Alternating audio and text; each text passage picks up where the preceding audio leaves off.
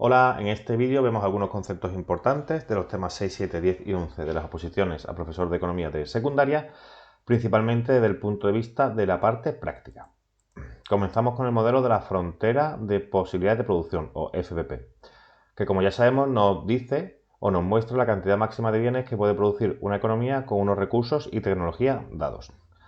Podemos encontrarnos una FPP lineal, que tendrá esta expresión, I igual a A menos BX. Y esto va a ser siempre una recta con pendiente negativa. La pendiente de la FPP al mismo tiempo es el coste de oportunidad, es decir, cuántas unidades del bien Y tengo que sacrificar para obtener una unidad del bien X o viceversa. Al ser la pendiente constante, el coste de oportunidad aquí siempre va a ser constante. También podemos encontrarnos la FPP con estas expresiones, y igual a menos bx cuadrado o igual a menos raíz de x, por poner algunos ejemplos. Van a seguir teniendo pendiente negativa porque la FPP siempre tiene pendiente negativa. Si no la tiene, sospechamos que nos hemos equivocado. Y normalmente será cóncava. Entonces, para saber la forma, hacemos primero la primera derivada de la función, es decir, de la FPP. Si es menor que 0 para todo x mayor que 0, pues confirmamos que tiene pendiente negativa. Si no tiene pendiente negativa, posiblemente nos hemos equivocado, o seguro nos hemos equivocado. Y después hacemos la segunda derivada. Si la segunda derivada es menor que 0 para todo x mayor que 0, será cóncava. Esta forma. Extraordinariamente raro es que sea convexa, es decir, que la segunda derivada sea mayor que 0 para todo x mayor que 0, que sería esta forma. Puede ocurrir, pero es raro. Si nos sale esto, lo comprobamos para estar seguros, ¿vale? Porque una FPP con esta forma es una frontera de posibilidad de producción con coste de oportunidad decreciente, y eso es extraordinariamente raro. Normalmente será o así o así. Entramos ahora con las elasticidades, ¿de acuerdo? Las elasticidades nos las pueden pedir de diferentes maneras.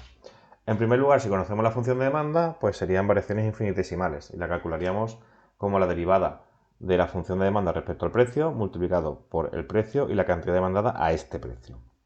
En segundo lugar, también podemos encontrarnos que no conocemos la función de demanda, solo tenemos datos numéricos.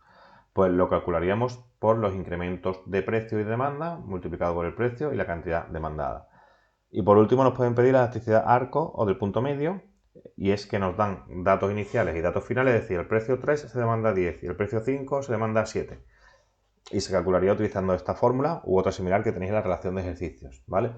Si nos pide la elasticidad por diferentes métodos, que es muy raro, los resultados no tendrían por qué coincidir exactamente, entonces no nos agobiamos si nos encontramos un caso así, ¿vale? Sobre esto no me voy a detener más, tenéis varios ejercicios resueltos y yo creo que se entiende bien, ¿vale? Cualquier cosa si no me preguntáis.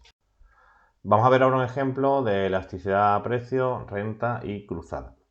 Suponiendo esta función de demanda, donde la cantidad demandada es 30 menos 20 px menos 2 pi más 0,5 veces la renta, donde el precio del bien x es 1, el precio del bien y es 5 y la renta es 100, sustituyendo estos valores en la función, tendríamos una demanda igual a 50. Y ahora se nos pediría calcular la elasticidad demanda-precio, demanda-renta y la elasticidad cruzada. Esto siempre se calcula igual, ¿de acuerdo? Es decir, la elasticidad demanda-precio es la derivada de la función de demanda respecto al precio, menos 20, ¿de acuerdo? Todo esto sería constante y si derivo respecto al precio del bien X me queda menos 20 por el precio del bien X dividido entre la cantidad demandada a ese precio. Y esto nos da un resultado de 0,4. La elasticidad demanda-precio siempre se expresa en valor absoluto, ¿de acuerdo? Porque se entiende que es negativa. En este caso, al ser inferior a 1, decimos que es inelástico, porque al aumentar el precio del bien X, la demanda disminuye en una proporción menor. Después también nos pueden pedir la elasticidad demanda-renta. En este caso derivamos la función de demanda respecto a la renta, que sería 0,5, y multiplicamos por la renta entre la cantidad demandada, y nos da 1. Y podemos concluir que se trata de un bien normal, ¿de acuerdo? Porque al aumentar la renta, aumenta su demanda. Los bienes inferiores, al contrario, son aquellos que cuando aumenta la renta, disminuye su demanda. El ejemplo clásico es el jamón York y el jamón serrano, ¿de acuerdo? Y por último, se nos pide la elasticidad cruzada, que sería, de nuevo, derivar la función de demanda respecto al precio del bien Y. Y tendríamos menos 2, que multiplicamos por el precio del bien Y dividido entre la cantidad demandada, 50, y nos da menos 0,2. En este caso decimos que estos dos bienes X e Y son complementarios, ¿de acuerdo? Porque al aumentar el precio de uno de ellos, disminuye su demanda. Por ejemplo, las cafeteras de cápsulas, pues si aumenta el precio de las cápsulas, suponemos que la demanda de cafeteras de cápsulas disminuiría, ¿de acuerdo? Importante tener en cuenta que la única elasticidad que se representa en valor, o que se expresa, mejor dicho, en valor absoluto es la elasticidad demanda-precio, ¿de acuerdo? porque en estos casos sí es importante conocer si es positiva o es negativa.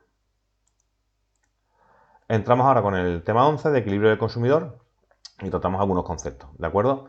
En primer lugar, la curva de indiferencia es la representación gráfica de la función de utilidad y muestra todos los puntos donde el consumidor es indiferente entre las combinaciones, diferentes combinaciones de bienes X e Y, donde el consumidor, que al consumidor le son indiferentes porque obtiene el mismo nivel de utilidad, ¿de acuerdo? Una curva, tenéis aquí representadas 3 curvas de indiferencia, ¿de acuerdo? Las curvas de indiferencia nos aportan más utilidad cuanto más alejadas están del origen. Así esta nos da una utilidad de 300, 200 y 150. ¿De acuerdo? Cuanto más alejadas, más utilidad.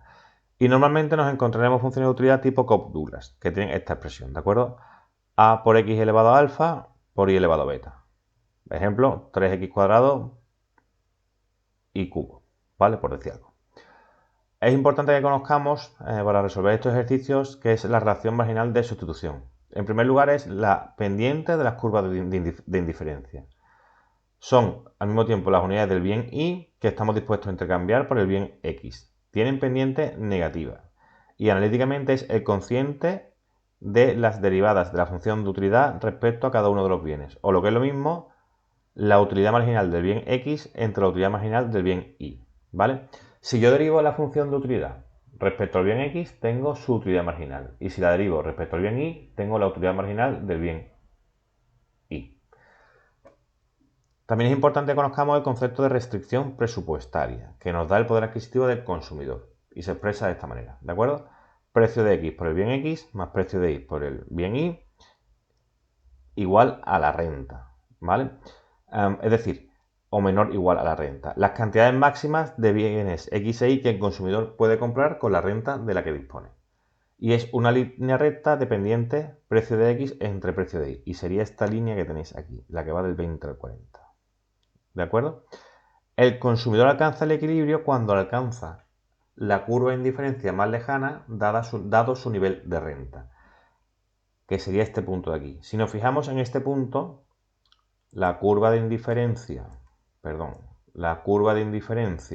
es tangente a la restricción presupuestaria y en este punto sus pendientes son iguales.